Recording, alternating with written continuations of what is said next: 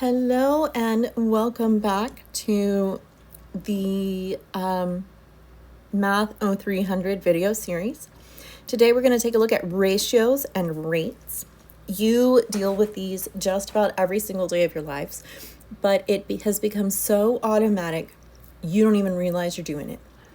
Every time you go and get gas or you pick up a drink from Charlie's Bistro, or you look at your grades, you are looking at ratios and rates. You just do it unconsciously.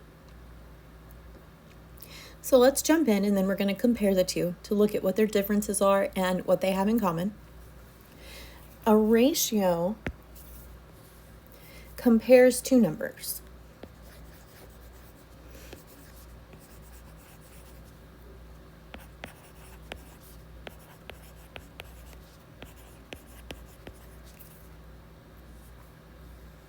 It's just a comparison.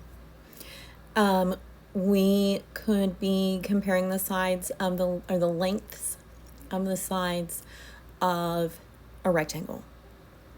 Maybe they have a ratio of 4:3. Means every time one side grows by 4, the other one grows by a factor of 3. You see this a lot when you're trying to crop or edit pictures on your phone. You see a ratio of 3:5, 4:6, 5:7, and those are the photo sizes that you can order. A rate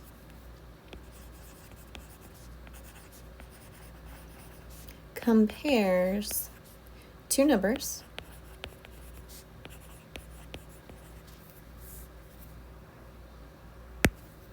but there's always a but.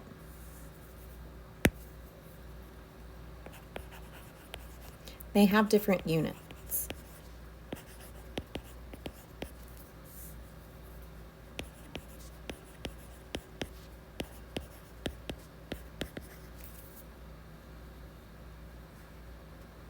So this could be, miles per gallon. You drive so many miles on so many gallons of gas. Prices.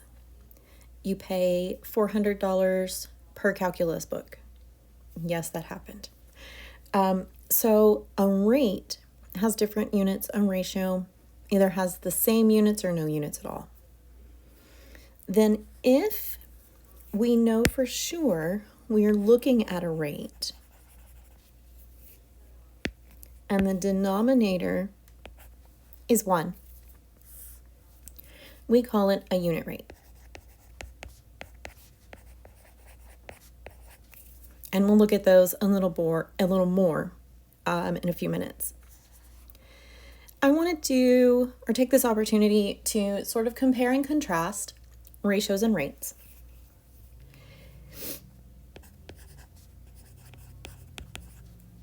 So we'll make the first one ratio and the second one rate. We're going to look at what they have in common.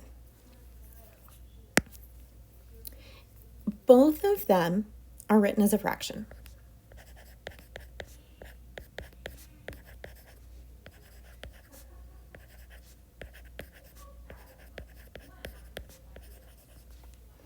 Remember, ratio, you can write it with the colon in the middle, or I could write these as 3:5, 4/6, or 5/7. So fractions are totally valid when it comes to ratios. Same idea with rates. The only difference is we would have units with our rates. So maybe we travel 160 miles on 10 gallons of gas. That's a rate. Both of these we want to reduce to lowest form.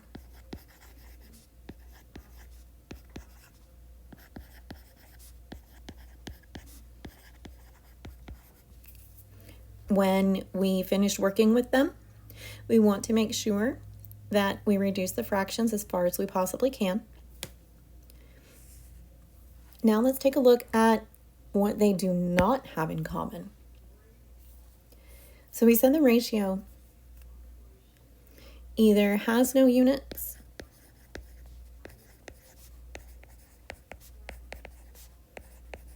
or has the same units.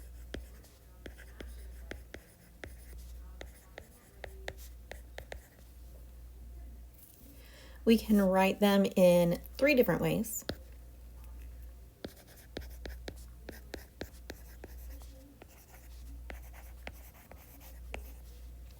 You can write them with the colon to compare. You could write it as a fraction, or you could write it with the word 2 in the middle. When you read it,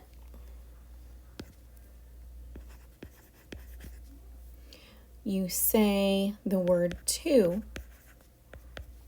where the colon is or where the fraction bar is. So if we wanted to read 3 to 5,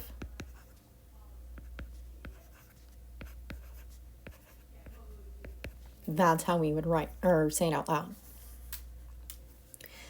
If we go look at a rate, we are comparing different units.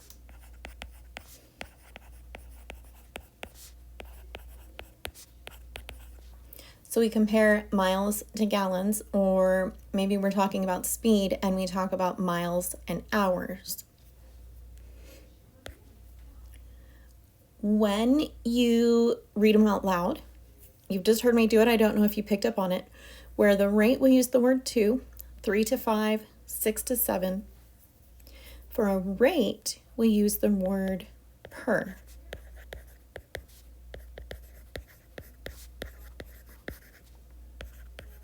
Instead of 2.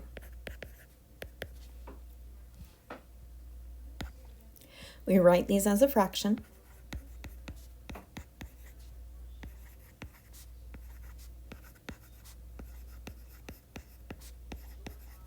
With their units.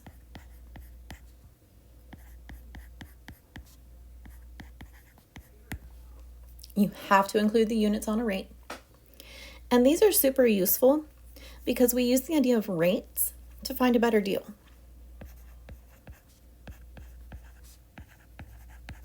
It helps you save money. And if we're being honest, that's what we really care about, is a way to save money. So that's what we're going to use rates for, especially when we use the unit rate.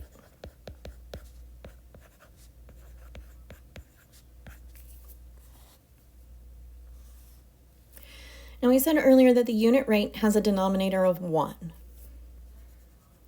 So we'll look at some examples. In a plain old rate, we might see 5 miles in 2 hours.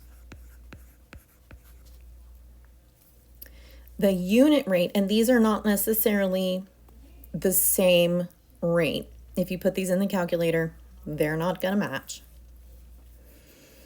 We might see 5 miles per 1 hour.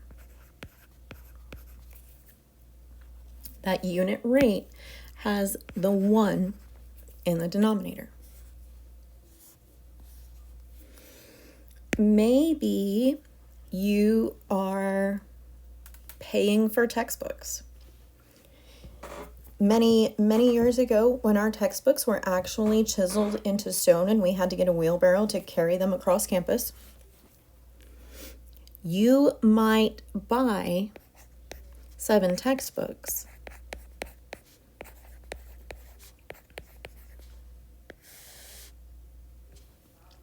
per $900. That's not unheard of, folks. If we wanted this to be a unit rate, I think I'm going to flip that over.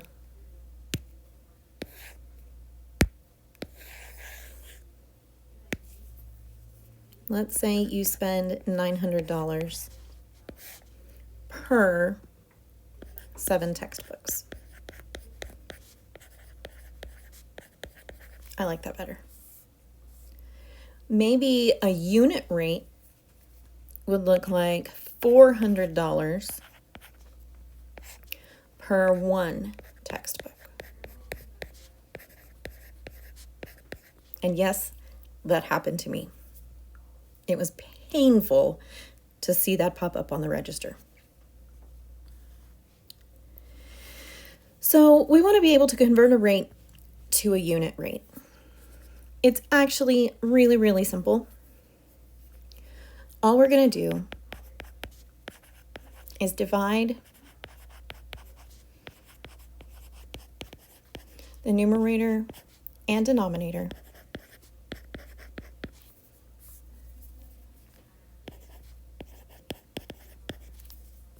by the denominator.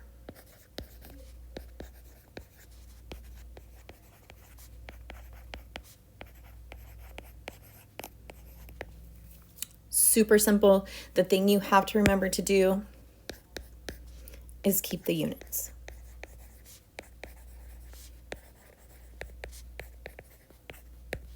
Don't make the units go away. So right here, if we want to type 800 words in 12 minutes, number one, you probably need to practice your typing and speed it up a little bit. But anyway, our rate would be 800 words per 12 minutes. But we want a unit rate. It used to be that when you applied for a job, especially if you were going to be an office worker, an administrative assistant, on the application, you had to know and be able to provide your words per minute. So they would know how fast you could type. And yes, you got points off for typos. So if we want to change this to words per minute, I need a 1 in the denominator. Well, the only way for me to get a 1 in the denominator is if I'm divide by 12. And if I do it on the top, or on the bottom, I have to do it on the top so everything stays equal. Well, 12 minutes divided by 12 is 1 minute. That I can handle.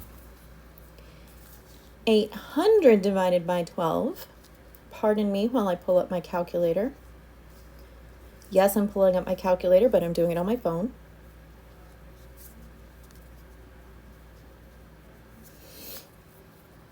I get 66.67 words. And when we're talking about rates, it's okay when you're doing a unit rate to get a decimal in the top of your fraction. I know it looks weird. It might make a few of you a little bit twitchy, but it's okay as far as what we're doing. Now let's take a look at a speed. Maybe you are traveling and you take a look at your odometer and then you take a look at the clock and you realize you have driven 357 miles and it has taken you 5 hours to do this. Not that kind of hours. That kind of hours. Well, 357 miles in 5 hours doesn't give me a really great idea of how quickly I'm covering that distance. It'll make more sense in my head if I have a unit rate. So how far am I going to travel in 1 hour? So I need to make the 501. That means I'm going to divide by 5 in the denominator and in the numerator. So I'm left with 1 hour in the denominator. And then I'm going to whip out my handy dandy calculator again and do 357 divided by 5. And I get 71.4 miles in 1 hour. Now, I don't know how much time you spend in your car. I've got about a 40-minute commute. So I spend quite a bit of time in my car. What this rate translates to, there we go, in real life speak, is that you are traveling at 71.4 miles per hour. And you don't normally, instead of writing it in fraction form, you are more used to seeing it as mph or miles per hour. Now, what we want to take a look at here is a comparison, or we're going to do a rate. We're going to compare calories and number of slices of pie, or number of eggs in the carton, or dollars in 8 hours. You can still compare all kinds of things, and it's a rate if your units are different. So here we've got calories and slices. So if I want to change that to a unit rate, we have 3,500 calories and 6 slices. To get a unit rate, I divide both by 6.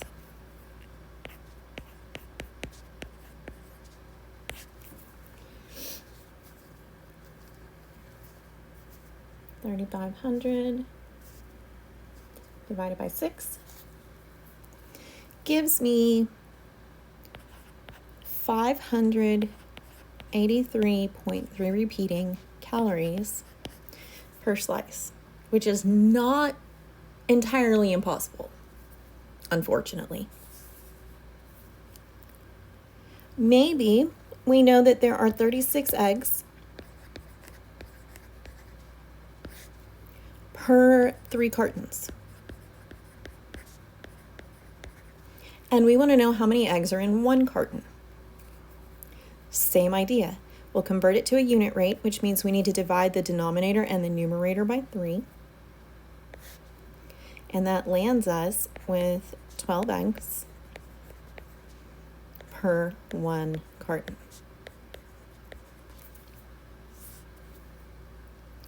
Now, normally, when you have a job, you don't get paid for 8 hours, you get paid per hour.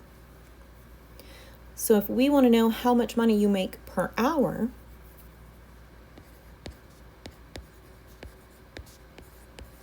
we start with your total for 8 hours.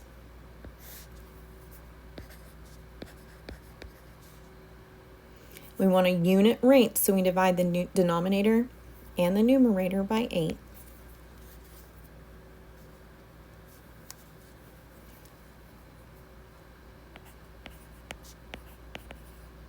This says you make $16.75 per 1. That doesn't say hour. No, it does. So those are unit rates. Ms. Graham, when am I ever going to use this besides on the test? I'll tell you where I use it.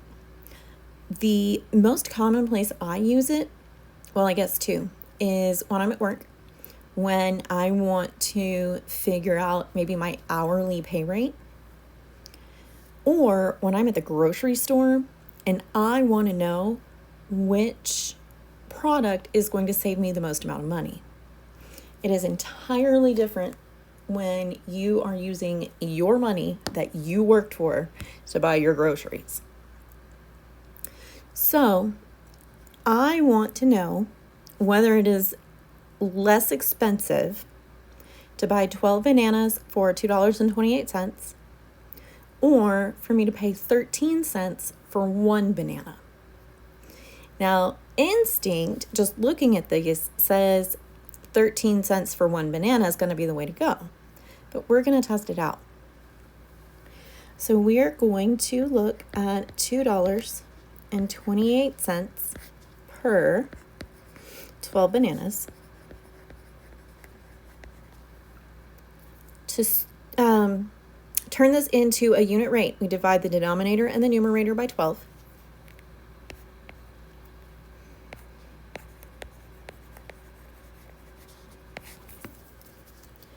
$2.28 divided by 12.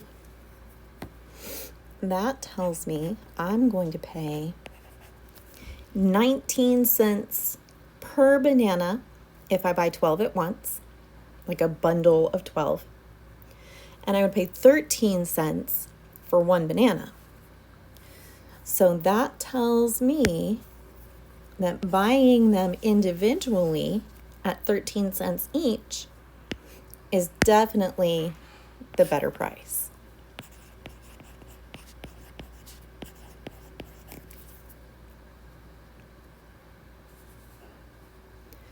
Now let's say you are on a road trip and you pull into a gas station, you need gas and you're super thirsty. And you have two options. You can go to the soda fountain and you can buy a 48-ounce Big Gulp for $1.39. Now, I don't even know if they still have these. In case they don't, a Big Gulp was this giant styrofoam cup, roughly the size of your head, that you could go in and fill up super cheap. The other option you have is to go to the cooler and pull out a 32-ounce bottle of soda for $1.12. We're going to see which one is actually a better buy, a better use of your money. So I want to look at dollars per ounce.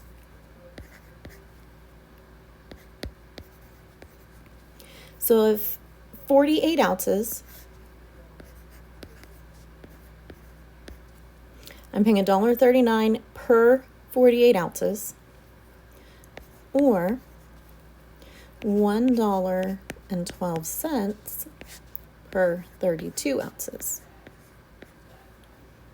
Well, the 48 ounces and the 32 ounces aren't doing me much good. Those are hard numbers to compare.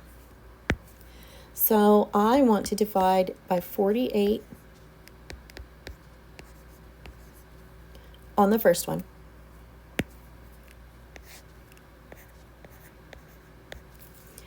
When I divide $1.39 by 48, if I do it correctly, I'll actually get a number out of my calculator.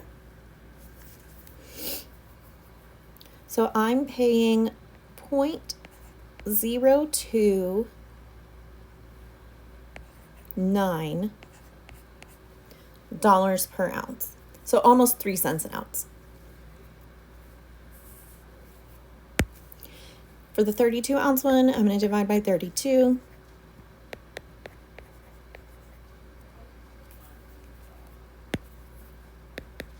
So I get 1 ounce in the denominator.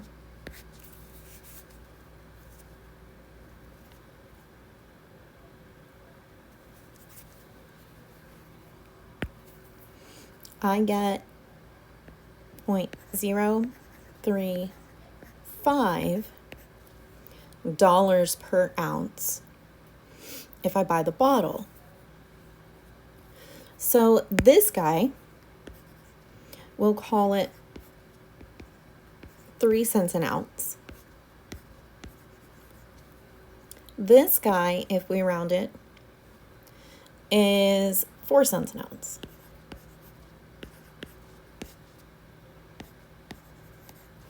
So going and getting that big old fountain drink, that is not what was supposed to happen.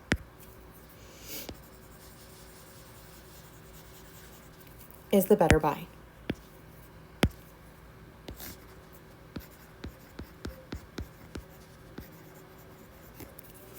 You see these in grocery stores and in Walmart a lot of the time. If you look at the tag, I'll just put it down here. Normally, if you look at a shelf tag, it'll give you the total price. Maybe it's $2.59. And then usually down in the corner, you'll see the unit price.